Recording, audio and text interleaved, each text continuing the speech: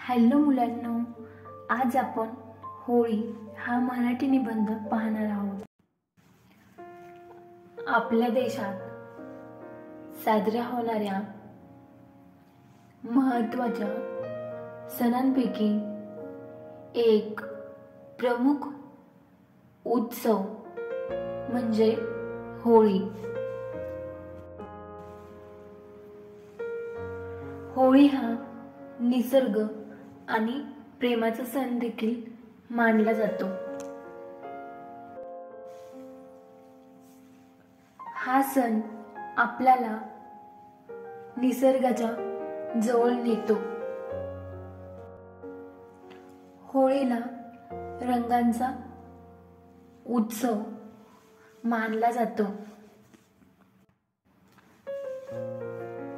या सणाच्या निमित्ताने सर्वांनी आपले जुने मतभेद विसरावे आणि एकमेकांना प्रेमाने रंग लावावा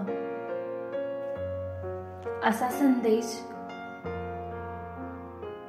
हा सण देतो.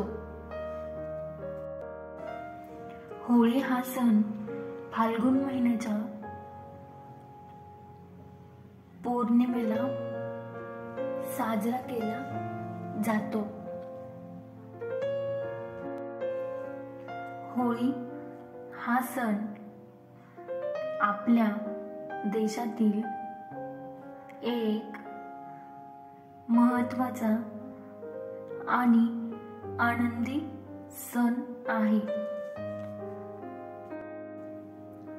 होळिका ज्वलनाच्या दिवशी होळी जाळण्यासाठी कोरडे लाकूड शेण गोळा केले जाते. प्रत्येक गावात शहरात होळी दरवर्षी बनवली जाते आणि म्हणूनच प्रत्येक ठिकाणी होळीची जागा ठरलेली असते. ज्या ठिकाणी होळी पेटवली जाते त्याला होळीचा माळ असे म्हणले जाते.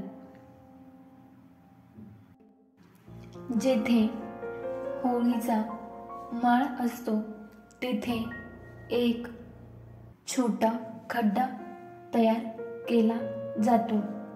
तयार केलेल्या खड्ड्यामध्ये झाडाची एक फांदी लावली जाते आणि त्या फांदीला लागून लाकूड गोल अशी जमा केली जातात.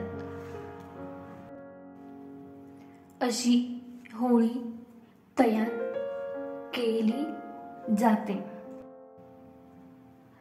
तयार केलेल्या होळीला पुरणपोळीचा नैवेद्य दिला जातो आणि होळीमध्ये नारळ टाकून होळीची पूजा केली जाते. मग होळी पेटवतात आणि होळी भोवती चक्कर मारत सगळे गाणी म्हणत नाचतात. असे सांगतात की होळीच्या ह्या आगीमध्ये सर्व वाईट गोष्टींचा अंत होतो. होळी हा सण दरवर्षी मार्च महिन्यात साजरा केला जातो. होळी हा हिंदूंचा एक प्रमुख उत्सव मानला जातो.